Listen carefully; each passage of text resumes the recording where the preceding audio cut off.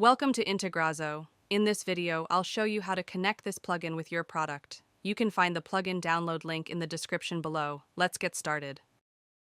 After activating the plugin, go to the plugin setup page from your WordPress dashboard. Now click on Select Plugin. A pop-up will open. Choose your plugin from the list. Next, click on Select Product. A pop-up will open. Choose your product from the list. After selecting both, click on the Save and Next button. Next, in Step 2, add your account authentication details. First, enter your account name for identification. Next, select your account data center name. Now click the Authenticate button. Now it will redirect you to your Zoho account. Here, review the permissions and click Accept. After that, it will redirect you back to the WordPress plugin page. Step 3 is the field mapping section. Here, you can map your form fields with your product fields. First, select the form you want to integrate from the list.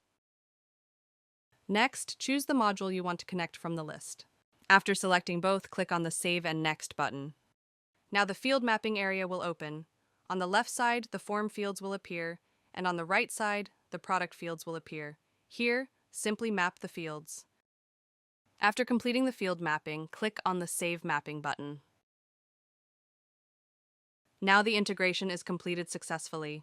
Next, go to the Setup page. Here, all your integrations will be listed. You can enable or disable any integration using the toggle button. Next, click on the Logs tab at the top.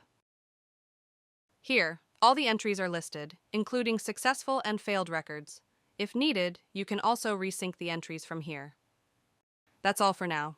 Thank you for watching. If you have any questions, feel free to comment below. Don't forget to check the plugin link in the description.